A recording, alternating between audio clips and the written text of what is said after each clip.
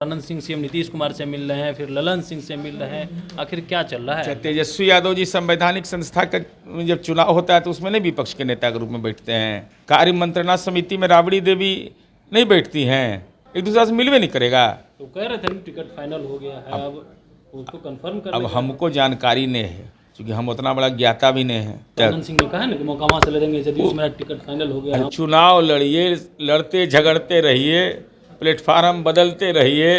वहाँ पे भी तो बोला ही ना उन्होंने, बोलने के वजह से जदयू छोड़ दिए थे, राजद अरे चले गए। कोई आपकी शिकायत करे तो समझिए आपका ई जन्म वो जन्म के पाप का हिस्सा ले जा रहा है।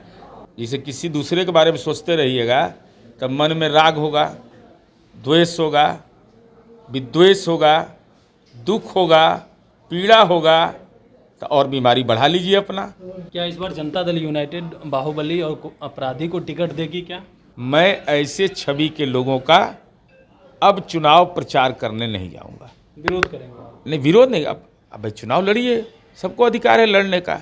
बिहार में इस वर्ष विधानसभा का चुनाव है, लेकिन इससे पहले एसआईआर के मुद्दे को लेकर के खूब सियासत हो रही है। नेता प्रतिपक्ष तेजस्वी यादव विजय सिन्हा के ऊपर सवाल खड़ा किए और 2 वोटर आईडी कार्ड को लेकर के, हालांकि उनके ऊपर नोटिस भी जारी हुआ और कह रहे हैं नोटिस का जवाब देंगे विजय सिन्हा। लेकिन सवाल उठ रहा है कि आखिर 2 ईपिक नंबर आए कहाँ से?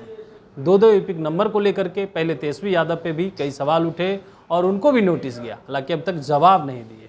इस पर बातचीत करने के लिए हमारे साथ जदयू के मुख्य प्रवक्ता शामिल से नीरज कुमार है। कैसे देख रहे हैं, विजय सिन्हा का भी 2 ईपिक नंबर अब निकल गया है? सबसे महत्वपूर्ण विषय यह है कि एसआईआर के मुद्दे पर क्या भ्रम फैलाया जा रहा है। सीमांचल के इलाके में 24 में से 12 सीटें एनडीए जीता था, 7 सीट महागठबंधन जीता था, 5 एएमआईएम जीता था और सबसे ज़्यादा वोटर वहीं हटाए गए। तो अगर चुनाव आयोग का राजनीतिक इस्तेमाल एनडीए कर रहा है तो 9.88% वोटर वहाँ हटाए गए जहाँ की एनडीए को बढ़त मिली थी और जहाँ महागठबंधन को बढ़त मिली थी। पटना, गया, जहानाबाद, औरंगाबाद, अरवल, नवादा 6.98% नाम कटे। तो 47 में 30 सीट महागठबंधन जीता था और 17 सीट एनडीए जीता था। तो ये आरोप फर्जी कि चुनाव आयोग का राजनीतिक इस्तेमाल किया जा रहा है, ये तो दस्तावेज बता रहा है। भाई जहां एनडीए को बढ़त थी वहां 9.88% वोट कट रहा है और जहां महागठबंधन को बढ़त मिली वहां 6.98% वोट कट रहा है। तो ये आरोप बिल्कुल बेतुका है। चुनाव आयोग जैसी संवैधानिक संस्था पर यह आरोप नहीं लगाना चाहिए, प्रथमतः। दूसरा, भाई एसआईआर किस बात के लिए हो रहा है? गहन मतदाता पुनरीक्षण। क्या इस सच को कोई नकार सकता है? तो गहन हुआ है मतदाता? मैं बता रहा हूं ना, मैं चूंकि मुझे बोलने का अधिकार नहीं है उस पर। क्या यह सच नहीं है कि राघोपुर के मतदाता फतुहा में भी मतदाता हैं? क्या यह सच नहीं है कि सोनपुर के मतदाता मनेर में भी मतदाता हैं, दानापुर में भी मतदाता हैं? क्या यह सच नहीं है कि राघोपुर के मतदाता राजापाकर में मतदाता हैं? इस सच को कोई नकार नहीं सकता है। पंचायत का चुनाव होता है, जो बाहर भी लोग रहते हैं उनको टिकट कटवा करके मंगाया जाता है।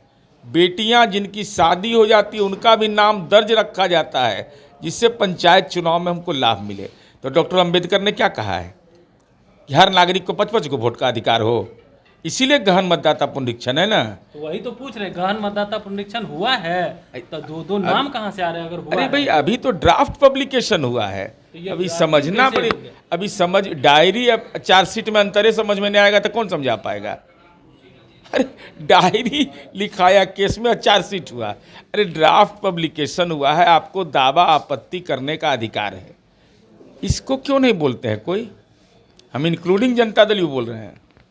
कोई भी राजनीतिक दल इस बिहार के अंदर नहीं है जो 100% मतदान केंद्र पर अपना बूथ लेवल एजेंट बहाल किया। अगर ये होता, मान लीजिए तेजस्वी यादव का ही मामला आया, उदाहरण स्वरूप बोल रहे हैं, पटना में वोटर हैं, तो आपका बूथ लेवल एजेंट क्या कर रहा था? अगर उसको फॉर्म दिए रहते तो आपका ईपिक नंबर चेक करता, वो बूथ लेवल ऑफिसर को देता, तो ये झंझट में आप नहीं पड़ते। इतना जगह संपत्तियां रखिएगा तो अलग अलग बनाना ही पड़ता है ना। अपने तो झमेला अपने ले लिए। नाम तो कट गया ना उनका। अब मुझे जानकारी, अब उन्होंने लिख के दिया होगा, लेकिन इसको राजनीतिक हठधर्मिता का नहीं मतलब रखिए। हर नागरिक को यह सलाह दीजिए, चाहे कोई भी व्यक्ति हो, कि भाई डबल नंबर है तो कटवा लीजिए उसका, क्यों झंझट में पड़ रहे हैं। विजय सिन्हा को भी नोटिस मिल गया है कल। नोटिस तो चुनाव आयोग संवैधानिक संस्था है, उसको नोटिस देने का अधिकार है। एक सवाल ये भी कि अनंत सिंह को लेकर के इन दिनों खूब चर्चाएं हो रही है और अनंत सिंह सीएम नीतीश कुमार से मिल रहे हैं, फिर ललन सिंह से मिल रहे हैं, आखिर क्या चल रहा है? तेजस्वी यादव जी संवैधानिक संस्था का जब चुनाव होता है तो उसमें नहीं विपक्ष के नेता के रूप में बैठते हैं।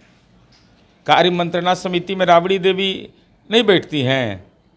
अरे कौन मतलब है, सब लोग मिलेगा नहीं, एक दूसरे से मिलवे नहीं करेगा। तो कह रहे थे टिकट फाइनल हो गया है, अब उसको कंफर्म कर। अब हमको जानकारी नहीं है, क्योंकि हम उतना बड़ा ज्ञाता भी नहीं है कि हमको जानकारी मिल जाए कि सीट शेयरिंग का क्या हुआ।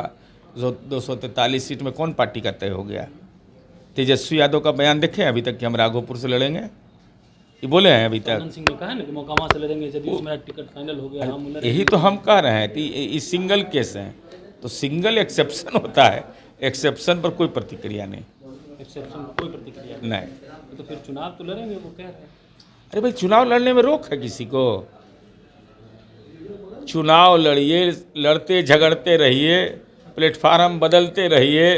वहाँ पे भी तो बोला ही ना उन्होंने बोलने के वजह से जदयू छोड़ दिए थे, राजद अरे चले गए। कोई आपकी शिकायत करे तो समझिए आपका ई जन्म वो जन्म के पाप का हिस्सा ले जा रहा है। अगर उतना जैसे किसी दूसरे के बारे में सोचते रहिएगा तब मन में राग होगा, द्वेष होगा, विद्वेष होगा, दुख होगा, पीड़ा होगा, तो और बीमारी बढ़ा लीजिए अपना।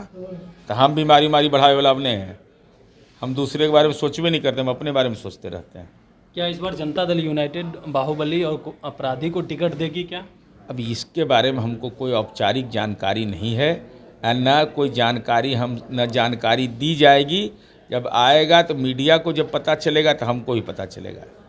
लेकिन मैं अपने बारे में ज़रूर, एक कार्यकर्ता होने के नाते हमको अधिकार प्राप्त है, अपना व्यक्तिगत नज़रिया, मैं ऐसे छवि के लोगों का अब चुनाव प्रचार करने नहीं जाऊंगा। विरोध करेंगे? नहीं, विरोध नहीं। अब चुनाव लड़िए, सबको अधिकार है लड़ने का,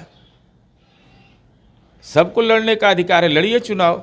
लेकिन इसका ये जरूरी नहीं है कि हम ही कहने वाले हैं कि महर्षि वाल्मीकि हो गए सब, वो चैप्टर मेरा क्लोज हो चुका है। चलिए, हमारे साथ जदयू के मुख्य प्रवक्ता सह एमएलसी नीरज कुमार थे, तमाम सवालों का जवाब दे रहे थे। लेकिन अनंत सिंह ने जो बात कही है उसको लेकर के भी क्या कुछ कहा आपने सुना। कमलेश कुमार, लाइव बिहार, पटना।